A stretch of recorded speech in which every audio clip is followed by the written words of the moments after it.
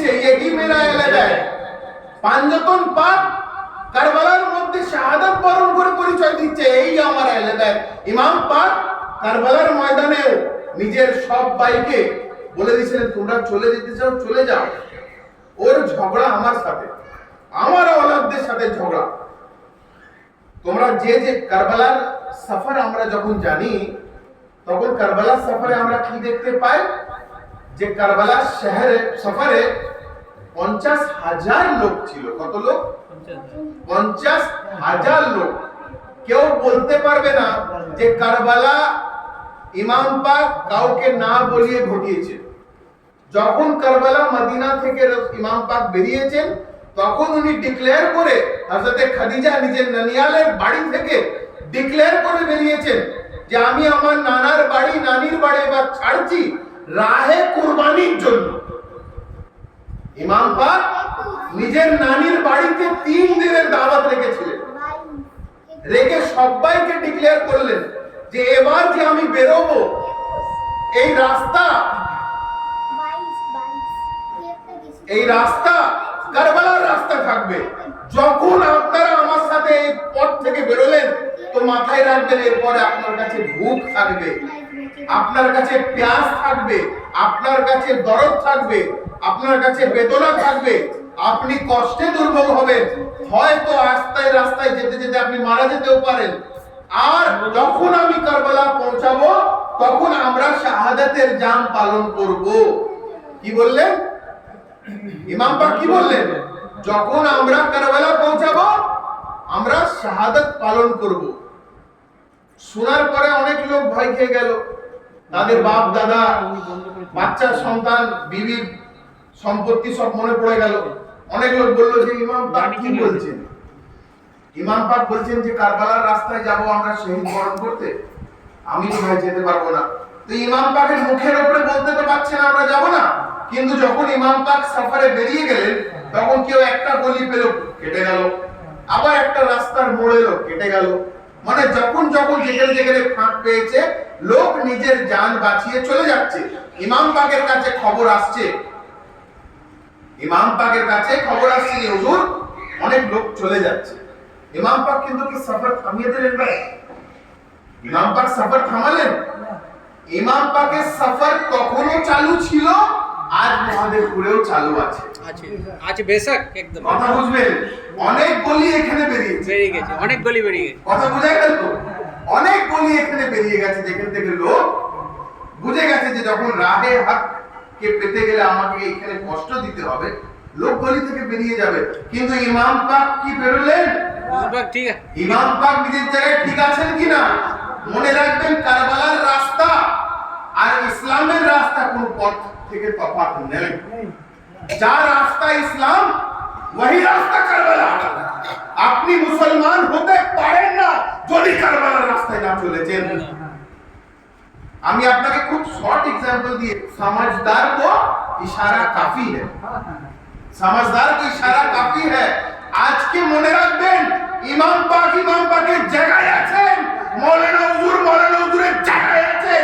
উনাকে কেউ হিলাতে পারবে না, উনার দ্বীনকে কেউ বুঝাতে পারবে না। উনার দ্বীন ঠিক জিন্দা থাকবে, আর কিয়ামত অবধি জিন্দা থাকবে। বেশক। রাস্তার গলি থেকে এদিক ওদিক বেরোলে মিটে যাবে, তার নাম ইতিহাসে থাকবে না, কিন্তু ইমাম পাকের সাথে থাকনেওয়ালার নাম ইতিহাস অবধি থেকে থাকবে। আর সে কোনোদিন মরতে পারে না, তা আবার সে জিন্দা থাকবে। হুজুর রাসূল করিম এই ইসলামের পরিচয় দিয়েছে, কত কষ্ট ওনাকে ভোগ করতে হয়েছে। একদিন আবু সুফিয়ান দেখতে পাচ্ছে যে ইসলামকে আটকাবার জন্য তো আমি রাস্তা খুঁজে পাচ্ছি না, ইসলামকে আটকানোর জন্য রাস্তা খুঁজে পাচ্ছি না। মানে ওদের কাছে ইসলাম মানে মুহাম্মদ মুস্তাফা, আর আমাদের কাছে ইসলাম মানে মুহাম্মদ মুস্তাফা। ওরা এইটা ভেবে নিয়েছিল যে মুহাম্মদকে আটকে দাও, ইসলাম এমনি মিটে যাবে, তাই তো? ওরা কি ভেবেছিল যে মুহাম্মদকে মেরে দাও, মুহাম্মদকে পথ থেকে সরিয়ে দাও, ইসলাম পথ থেকে সরে যাবে। কি করলো আবু সুফিয়ান? মক্কার ছোট ছোট বাচ্চাদেরকে হুকুম দিল কি হুকুম দিল যে যখন মোহাম্মদ বাড়ি থেকে বেরোবে তাকে পাথর মারবে, পাগল পাগল চিল্লাবে। কি হুকুম আপনারা শুনতে পেলেন তো? কি হুকুম দিল যে যখন রাসূলের পাক বাড়ি থেকে বার হবে, বাচ্চাদেরকে হুকুম দিল যে বাচ্চাদের উপরে তো কেউ কিছু বলতে পারবে না, যখন উনি বেরোবে তো তোমরা পাথর মেরে মোহাম্মদকে বলবে পাগল পাগল পাগল বলে পাথর মারবে। রাসূলের পাক বার হবে, जिसमें खानगा शरीफ है हुजूर पर রাসূলের পাক जिसमें ভালো ইস पर কথা বলেন জি জি ইস पर এখন ভাদু ফোন করলো, বন্ধ করে চলে এসছে, বললো নানি ঘুরে গেছে জি ইস पर আমার মওলা খুশি হন। যে জিনিসের প্রশংসা মওলা করেন তার উপরে আর কারো প্রশংসা দরকার হয়?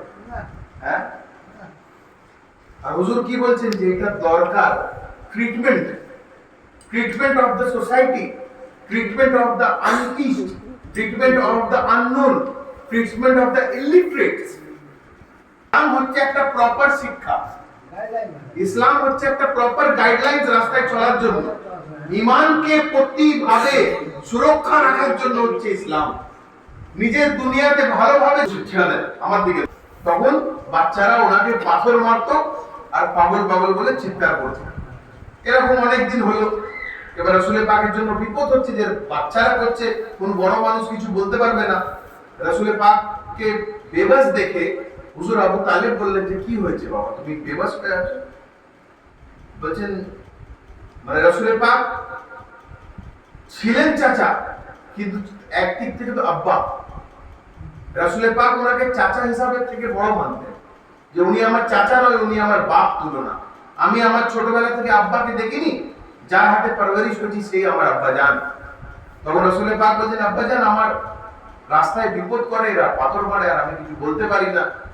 আমি জানি এটা কার শিক্ষা আছে, আমি জানি এটা কার প্ল্যানিং এ হচ্ছে। হুজুর আবু তালেব শুনে বললেন ঠিক আছে, তুমি আমাকে একটা দিন সময় দিয়ে দাও। রাসূলের পাক আবু সুফিয়ানের বাড়িতে সেই রাত্রে বেলায় গেছে।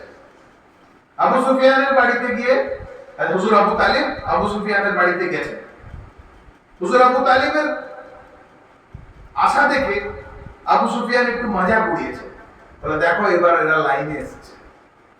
এতদিন খুব আল্লাহ আল্লাহ করছিল, এসতে হলো তো এবার আবু সুফিয়ানের ধরে, কিন্তু জানে না যে উনি কে। হুজুর আবু তালিব আবু সুফিয়ানের কাছে গিয়ে বলছেন আবু সুফিয়ান, মক্কার বাচ্চারা আমার ভাইপোকে মারে, পাথর ছুঁড়ে গালাগাল দেয়, ওদেরকে একটু বারণ করো এসব করতে, এগুলো করা কি উচিত? তখন আবু সুফিয়ান বলছে তো যে আবু তালেব তুমি কি বলছো কার কাছে এসে? আমি মক্কার একটা সিনিয়র লোক, তুমি বয়স্ক একটা মানুষ হয়ে তুমি আমার কাছে এই ছোট গিল্লা করতে আসছো? ও বাচ্চারা করছে, বাচ্চারা বুঝবে, ওই বাচ্চাদেরকে আমি থোড়ি বলতে যাব? এইসব তো আমার দ্বারাই হবে না। আবু তালেব আবু সুফিয়ানের কাছে একটা মুস্কুরাহাট দিয়ে বললেন, বুঝলেন আবু সুফিয়ান এই কথাটা মনে রাখবে, বলুন সুবহানাল্লাহ। বলেন এই কথাটা মনে রাখবে, তুমি এই কথাটা ভুলবে না, তুমি এই কথাটা বলেছো, এই কথাটা তুমি ভুলবে না। বলে না আমি কেন ভুলবো, আমি এটা মনে রাখবো, আর আমি যেটা সত্যি সেটা বলেছি। বাচ্চারা মারছে মোহাম্মদকে, বাচ্চারা মারছে, আমার তাতে কি লেনা দেনা? কথা বোঝা গেল? বাচ্চারা মারছে মোহাম্মদের মুস্তাফাকে, আমার কি? তুমি বড় আটকাতে পারো, আটকালো, আমার কিছু করার নেই। গেল সেই রাত্রে হুজুর আবু তালেব ছোট্ট মওলা মুশকিল কুশাকে কাছে রাখে, বলুন সুবহানাল্লাহ। ছোট্ট মওলা আলী কে কাছে ডাকলেন, বলেন আলী তুমি এখানে আসো। বলেন জি আব্বা। বলছে কালকে তোমার ভাই মোহাম্মদ রাস্তায় বেরোবে। বলেন জি আব্বা। বলছে কালকে তোমার ভাই যখন বেরোবে মক্কা থেকে যদি কোনো ব্যক্তি তার গায়ে পাথর মারে আঘাত দেয় তুমি তার হাত ভেঙে দেবে। বললেন জি আব্বাজান। কি বললেন? জি আব্বাজান, যে মোহাম্মদ মুস্তাফার গায়ে হাত দিবে আব্বাজান আমি তার ফল নেব। এবার কাকে হুকুম দিলেন? হুজুর আবু তালিব কাকে হুকুম দিলেন? তিনার আরো সন্তান, কিন্তু কাউকে হুকুম দেওয়া যায় না। কাকে হুকুম দিচ্ছেন? মওলা মুশকিল কুশাকে। কেন?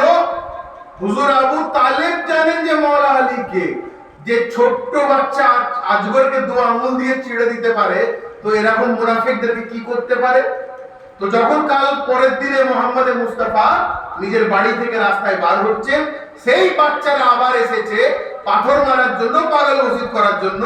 সে বাচ্চারা যখন পাগল বলছে আর সেই বাচ্চা যখন পাথর ছুড়তে, পেছন দিক দিয়ে মওলা আলী, 7 বছরের মওলা আলী বেরিয়ে এসে সবার হাত পা ভেঙে দিয়েছে। কমসে কম নানা করে 27টা বাচ্চাকে উনি তার নিজে আঞ্জাম দিয়েছিলেন। এবার সেই বাচ্চার বাপ মারা পরের দিনে আবু সুফিয়ানের বাড়িতে গেছে, বলছে রে আবু সুফিয়ান, দেখো আলী কি করেছে, দেখো আলী কি করেছে, আমার বাচ্চার হাত ভেঙে দিয়েছে, আমার বাচ্চার পা ভেঙে দিয়েছে, আমার বাচ্চার চোখ ভেঙে দিয়েছে। এ আবু সুফিয়ানের পর ফল দাও। আবু সুফিয়ান মাথায় হাত দিয়ে বলছে যে এর ফল দাঁড়াও, আমি আবু তালেবের কাছে যাচ্ছি। হুজুর আবু তালেবের কাছে গেছেন, গিয়ে সব বাচ্চাদের কাছে বলেছেন, বাচ্চার মা বাপদেরকে নিয়ে গেছে। আবু সুফিয়ান বলছে, এ আবু তালেব, তোমার বেটা আলী এদের হাত পা ভেঙে দিয়েছে, এর কি মনে হয়? মওলা আলী পাশ থেকে বেরিয়ে এসেছেন, বলছেন জি আব্বাজান, আপনার যা হুকুম সেটাই পালন করেছি। হুজুর আবু তালেব বলছেন, এ আবু সুফিয়ান, পরশুদিনের কথা তুমি আমার ভুলে গেছে? তোমাকে আমি বলেছিলাম, তুমি মাথায় রাখো এই কথাটা, বাচ্চার কথা বাচ্চারা জানে, আমি জানি না। বাচ্চার কথা বাচ্চারা করেছে, আমি জানি না। তো আমার বাচ্চা যদি মোহাম্মদের উপরে আঘাত দেয়, তার যদি হাত ভেঙে দেয়, তো আমার কি করার আছে ভাই? বলুন সুবহানাল্লাহ। তো মওলা আলীর অবদান জন্ম থেকে, কোন সাহাবার অবদান জন্ম থেকে নয়।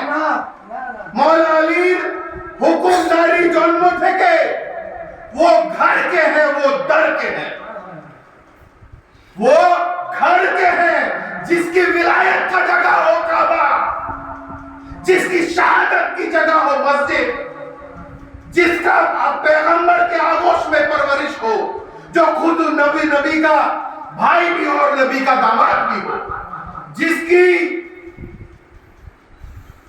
वाइफ के नाम में दोनों जहान की बादशाह मां खातून जन्नत औरतों का सरदार है, जिसके औलाद में जन्नत के जवानों के सरदार का लकब है, वो अली मुर्तजा ছোট্টবেলায় 7 বছর বয়সে বলছে আবু সুফিয়ানের মুখে, আবু সুফিয়ান মুহাম্মদকে যদি এর পরেও কেউ আঘাত করে, সে বাচ্চা হোক বড় হোক, হাত ভেঙে দেব। বলুন সুবহানাল্লাহ। बुलंद आवाज के साथ नारे हैदरी, नारे हैदरी, नारे हैदरी। ছোট্ট মওলা আলী আবু সুফিয়ানের মুখের উপরে থেকে বলছে যে যে মুহাম্মাদের উপরে আঘাত দেবে তার হাত ভেঙে দেব। বদর, ওহদ, খায়বার, খন্দক, যে যুদ্ধতে মওলা আলী ছিলেন সেই যুদ্ধতে সত্যি সবার করে দিয়েছেন। আর সত্যি সব যুদ্ধকে মওলা আলী নিজের ইচ্ছায় লড়েননি, যখন মোহাম্মদ বলেছেন তখন এসেছেন। আর যেখানে যেখানে মোহাম্মদ মুস্তাফার সাথে যুদ্ধ করতে লোক সামনে এসেছে, সেখানে সেখানে আলী মুর্তজা ঢাল হয়ে দাঁড়িয়েছে। কারণ এটা ফরমান ছিল হুজুর আবু তালেবের, এ ফরমান আছে হুজুর আবু তালেবের। আবু তালিব যা হুকুম ছোট আলীকে দিয়ে গেছিলেন, সে জওয়ান থেকে বয়স্ক আলী অবধি সেটাই মেনে গেছে। এমনকি যখন মোহাম্মদ মুস্তাফা দুনিয়া থেকে পর্দা হয়েছে, মওলা মুশকিল কুশা এখানে রাতের পর রাত গার্ড দিয়েছে। মওলা আমার নবীর মাজারের কাছে গার্ড দিয়ে থাকতেন যে আমার নবীর লাশকে তুলে কেউ বেহুরমতি না করে। কারণ মওলা আলী জানতেন যে নবী কবরের মধ্যেও জিন্দা আছে, কবরের বাইরেও জিন্দা আছে। ওনাকে ডিস্টার্ব না কেউ করতে পারে। আজকের ডেটে মদিনাতে গাড়ি নিয়ে চলে যাওয়া হচ্ছে, ওখানে ফুটবল খেলা হচ্ছে, ওখানে কত বেহুরমতি হচ্ছে। তুর্কির বাদশা ওখানে রেল লাইন তৈরি হওয়ার সময় হাতুড়ির মুখে কাপড় বাঁধিয়ে হাতড়া করছেন। জার্মানি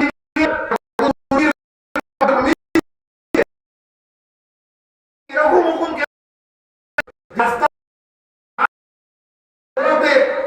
দিয়ে দেন।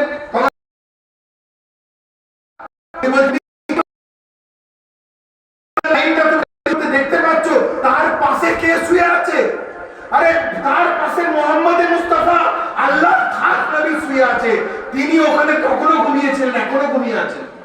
ওই রেল লাইন হওয়ার জন্য কি আমি আমার নবীকে ডিস্টার্ব করতে পারবো? ওই রেল লাইন হওয়ার জন্য কি আমি আমার নবীকে কষ্ট দিতে পারবো? সেই নবীর মর্তবা তারা জানতো বলে সেটা করেছে। আজ এই গ্রামে লোকেরা আমার হুজুরের মর্তবা জানে না। হ্যাঁ, আব্দুল হামিদ রসুল পাক নিজের মাজার শরীফে আরাম ফরমা, কষ্ট দিতে চায় না। আমার হুজুর পাক নিজের বাড়িতে জিন্দা ফরমা, কষ্ট দিচ্ছে লোকেরা। কত বড় খারাপ নতিজা হচ্ছে, কত বড় খারাপ নতিজা হবে। সেই মোহাম্মদ মুস্তাফার চশমা চিরাগ এখানে উপস্থিত, সেই মোহাম্মদ মুস্তাফার উজ্জ্বল জ্যোতিষ এখানে মসজিদ। আরে আমি আপনাকে একটা সমাধান দিলাম, দুনিয়াতে 1 লাখ বেশি সমাধান আছে। আমার হুজুর পাকের কাছ থেকে আপনারা শুধু দুনিয়াবি শিফা নয়, আখিরাতি শিফা নিতে পারেন। হ্যাঁ, 100%। আপনি এখানে ভাবছেন যে আমি দুনিয়াতে, আরে দুনিয়ার শিফা নিয়ে তুমি মুক্তাসর হয়ে যাবে, আজকে তুমি শিফা পেয়ে কালো মারা যাবে, কিন্তু আখিরাতের শিফা দেনেওয়ালা কোন? আখিরাতে আপনাকে আল্লাহ পাক কি বলেছেন যে এক কম আল্লাহ পাক নিজাত করবে, যাকে কোনো সওয়াল জবাব ছাড়া আল্লাহ পাক বলবেন কোনো জাজমেন্ট ছাড়া তুমি দাখিল হয়ে যাবে। হ্যাঁ, সেই জাতকে পরিচয় দেনেওয়ালা আমাদের কাছে আছে। সেই জাতকে আউয়াল জায়গায় পৌঁছানোর দায়িত্ব এখানে মওজুদ আছে, আমরা চিনি না। কুমারপুর শরীফ হলদিয়াতে এই মাজার পাক এত উজ্জ্বল মাজার পাক। আমি হুজুর কুমারপুর শরীফের হুজুরের সাথে আমার ডাইরেক্ট নিসবত। আপনারা যদি না যান তো আপনি হুজুর পাককে এখন ফোন করুন কিংবা জিজ্ঞাসা করুন যে সাহিলের সাথে কুমারপুর শরীফের হুজুর পাকের কি সম্পর্ক। আমার সাথে ওর ডাইরেক্ট সম্পর্ক। আর আমি জানি যে কুমারপুর শরীফের হুজুরের যেখানে শুয়ে আছেন তিনি কি রুতবা রাখেন, তিনি কি করে। মানুষ তো একটা কাঠা জায়গার জন্য, 1 কাঠা জায়গার জন্য মানুষ তড়পে যায়। আরে 1 কাঠা কি, একটা কামরার জন্য মানুষ জন্ম জেহাদ করে দেন। জিনার জন্য 1700 বিঘা, জিনার জন্য 1700 বিঘা সম্পত্তি রাজা যাদব রায়, রাজা দুর্লভ রায়, রানী জানকী দিয়ে দিলেন। কি দেখে দিয়েছিলেন ভাই? হ্যাঁ, তারা তো বের কম ছিল, তারা তো হিন্দু ছিল, কিন্তু তারা কি দেখে দিলেন? হুজুর কুমারপুর শরীফ হুজুর পাককে সম্পত্তি কি দেখে দেখেছিলেন? তারা তো মুসলমান ছিল না। কি দেখে দিলেন? কি দেখে ইজাজত দিলেন তিনাদের রাজবাড়িতে ইমাম বাড়া করার? কি দেখে ইজাজত দিয়েছিলেন তিনার কুমারপুর শরীফ বাড়িতে মসজিদ করার? কোন হিন্দু আজকে আপনাকে ইজাজত দেবে মসজিদ করতে? কোন হিন্দু আপনাকে ইজাজত দেবে? জোর গলায় বলুন, আপনারা দেবে? কেন দেবে না? কারণ তারা মন্দির করার লোক আছে, তারা মসজিদ করার লোক নয়। কিন্তু কুমারপুর শরীফ হুজুর পাক এই মাটিতে প্রবেশ করার সঙ্গে সঙ্গে এখানে মসজিদ বানিয়েছেন, ইমাম বাড়া বানিয়েছেন, নিজের খানকা বানিয়েছেন। কার অবদান? একটা হিন্দু গैर কম, যিনারা জানতেন না আল্লাহ কি হয়, যিনারা জানতেন না আল্লাহ কি, আল্লাহ কোথায় আছে, আল্লাহকে আমরা চিনি না, কিন্তু সে আল্লাহর প্রেমে পড়লো কি করে? কুমারপুর শরীফ হুজুর পাককে দেখে তো, কুমারপুর শরীফ হুজুর পাককে দেখে তো। উদাহরণটা আমার কি বোঝা যাচ্ছে যে একটা মানুষকে দেখে গैर মুসল্লি ঈমান আনতে পারে, আর আমরা একটা মানুষকে দেখে ঈমানদার ও বেঈমান হয়ে যেতে পারছি। কোরআন পড়ার জন্য আল্লাহ পাক কি বলছে যে এই কোরআন পড়ে কেউ নিজাত পেয়ে যাবে, আর এই কোরআন পড়ে কেউ বেঈমান হয়ে যাবে, গোমরাহ হতে চলে যাবে। তো সেরকম ভাবে আহলে বাইতের চলতা ফিরতা কোরআন আছে, আমার হুজুর পাকও চলতা ফিরতা কোরআন আছে। একটা কম হুজুর পাককে দেখে ঈমান তুই তাজা করে নেবে, আর একটা কম হুজুর পাককে দেখে ঈমান থেকে গোমরাহি চলে যাবে। এ তো আমার আপনার কিছু নেই ভাই, এটা করণীয় আছে, এটা নিজের মুকদ্দার আছে, কে কার মুকদ্দার কেমন যাবে সে তুমি তয় করো। দুনিয়াতে আল্লাহ পাক তোমাকে পাঠিয়ে দিয়েছে, আল্লাহ থেকে বড় কেউ নয়, কিন্তু আল্লাহ পাক কি বলছে যে আমি তোমার পরীক্ষার জায়গা তৈরি করলাম, পরীক্ষা দেবে তোমরা। আমাদের পরীক্ষার রাস্তা কারবালা, কিন্তু মনে রাখবেন কারবালার রাস্তা যদি আপনি 10 মুহররমে শেষ করে দেন হবে না, কারবালার রাস্তা কিয়ামত অবধি চলবে। हर जमीन करबला है, हर दिन आशुरा है, তাই তো? हर जमीन करबला है, हर दिन आशुरा है। এটা ইঙ্গিত দেয় যে কারবালা শেষ হয়নি ভাই, কারবালা এখনো চালু আছে। আপনারা যদি মনে করেন কারবালা তো হয়ে গেছে, সন 61 হিজরিতে কারবালা শেষ, কারবালার পরে এবার আমরা আজাদারি করে করে দিন কাটাবো না, কারবালা চলছে। কারবালা আপনার আমার জিন্দেগিকে তাজা করার রাস্তা, हर যুগে থাকবে। আজ থেকে 100 বছর পরে আপনারা আমরা কেউ থাকবো না, আজ থেকে 100 বছর পর আমরা কেউ বলতে পারবো থাকবো? আমাদের বাড়িতে অন্য কারোর কবজা থাকবে, হ্যাঁ? আমাদের সন্তানরা আমাদেরকে ভুলেই যাবে হয়তো। আমাদের সন্তান, আপনি বলুন তো আপনার পরদাদার নাম আপনাকে মনে আছে? হয়তো আপনি দাদার নাম অবধি মনে রাখতে পারবেন, কিন্তু পরদাদার নাম আপনি মনে রেখেছেন? এখন জিজ্ঞেস করলে 10টা থেকে 9টা লোক বলবে আমি জানি না, একটা লোক হয়তো যার হিস্ট্রি প্রিজার্ভ করবে তারা জানে। বলতে পারবেন কি আপনার পরদাদার নাম, তার দাদার নাম, তার দাদার নাম? তার মানে ইতিহাস সব জিনিস ভুলিয়ে দেয়। আজ থেকে 100 বছর, আজ যেমন 2000 কত সাল চলছে, এটা 24, 2124 যখন হবে তখন আমাদের ইয়াদ মিটে যাবে, আমরা কে ছিলাম মিটে যাবে, আমাদের ঘর বাড়িতে অন্যজনের কবজা হবে, আমাদের মাজার কোথা কবর কোথা কেউ জানবে না। কিন্তু মনে রাখবেন কারবালা তখনও থাকবে, কারবালা তখনও থাকবে, মওলা আব্বাসের আলম পাক তখনও থাকবে, ইমামে হুসাইনের নাম তখনও থাকবে, মওলা আলী আসগরের ঝুলা পাক তখনও থাকবে। কারণ কেন থাকবে? কারণ কেন? আপনি আমাকে বলুন এটা কেন থাকবে? কারণ মাওলানা হুজুরও তখন থাকবে। আমার কথা বুঝতে পারলেন আপনারা? না বুঝতে পারেননি। তখন মাওলানা হুজুর পাকও থাকবে। আমি আপনাকে প্রমাণ সূত্র বলছি, আপনারা আমার মধ্যে অনেক লোক হয়তো আমাদের কথাটাকে ইয়ার্কি ভাববেন, মাওলানা হুজুর পাক 85 বছরের লোক তখনও থাকবেন। আবে গাধা, মাওলানা হুজুর পাক 85 বছরের লোক আজ থেকে 600 বছর আগেও ছিলেন। হুজুর গস পাকের সাকালেও ছিলেন, হুজুর মওলা পাকের সাকালেও ছিলেন, হুজুর কুমারপুর শরীফ হুজুর পাকের সাকালেও ছিলেন, হুজুর ইমাম মুসা আল কাযিমের সাকালেও ছিলেন, হুজুর ইমাম জাফর সাদিকের সাকালেও ছিলেন। তো মাওলানা হুজুর তখনও থাকবেন। কথা বুঝতে পারছেন আমার? কেউ বুঝতে পারছেন না? মাওলানা হুজুর তখনও ছিলেন, এখনো আছেন, তখনও থাকবেন। আবে গাধারা, তোমরা মালিয়ামিট হবে, ইসলাম মালিয়ামিট হবে না, ইসলামের তরিকা মালিয়ামিট হবে না, ইমাম পাক মালিয়ামিট হবে না, হুজুর গৌসে পাক মালিয়ামিট হবে না, মাওলানা হুজুর মালিয়ামিট হবে না। मौलाना हुजूर पाक का दामन नहीं छोड़ेंगे, मौलाना हुजूर पाक का दामन नहीं छोड़ेंगे, मौलाना हुजूर पाक का दामन नहीं छोड़ेंगे। আমার কথার বলার উদ্দেশ্য এটা, অনেক লোক আজকে মনে করে মাওলানাদের দ্বারাই আমরা ধর্ম পেয়ে গেছি। আবে গাধা, কত মাওলানা এলো মালিয়ামিট হলো চলে গেল, তাদের নামও বলতে পারবি না। কিন্তু মনে রাখবি যার নাম মনে আছে সেই নাম হচ্ছে হুজুর গৌসে পাক। যার নাম মনে আছে তার নাম হচ্ছে হুজুর সৈয়দ মুর্শিদ আলী আল কাদেরী, মেহরে আলী আল কাদেরী, ইরশাদ আলী আল কাদেরী, রশিদ আলী আল কাদেরী, রাশিদ আলী আল কাদেরী। এই নাম মনে থাকবে, গস পাকের নাম মনে রাখবি, তবে নিজে মনে থাকবি। কথা বোঝা গেল? মাওলানা হুজুরের নাম মনে রাখবি, তখন মনে থাকবি। যতক্ষণ না এই নামকে মনে রাখবি, তুই ওকেই থাকবি, তুই তোর খান্নার অব্দি থাকতে পারবে না। अरे जिंदा हवा जन्म जिंदा करने वालों को तो पकड़ो यार।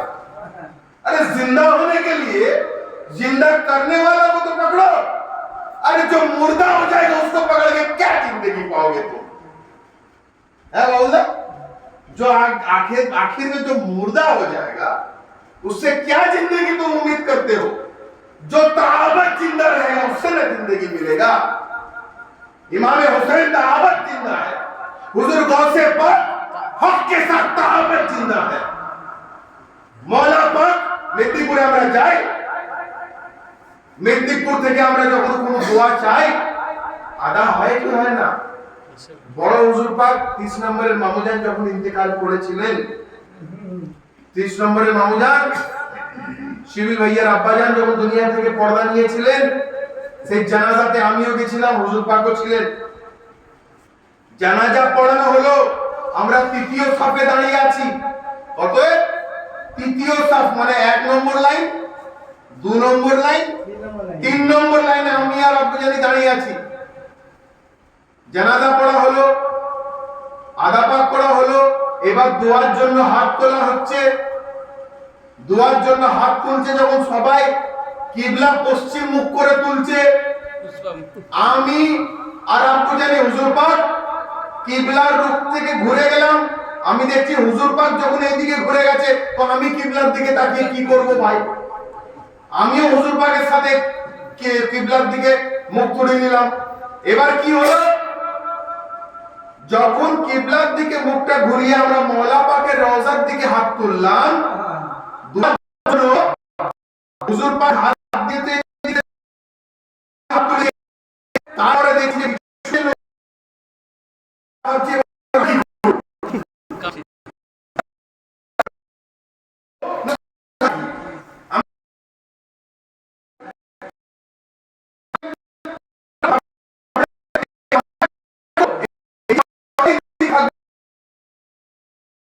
ঘুরে গেছে।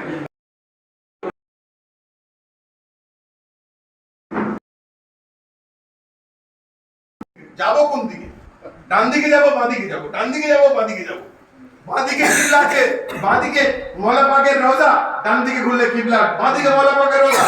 হুজুর পাক কাউকে পরোয়া ছাড়া, বলুন সুবহানাল্লাহ, হুজুর পাক দুনিয়াবি পরোয়া ছাড়া, কোনো পরোয়া নেই ভাই কে কোন দিকে তাকাচ্ছে আমার বয়ে গেল, আমি তো মওলার দিকে।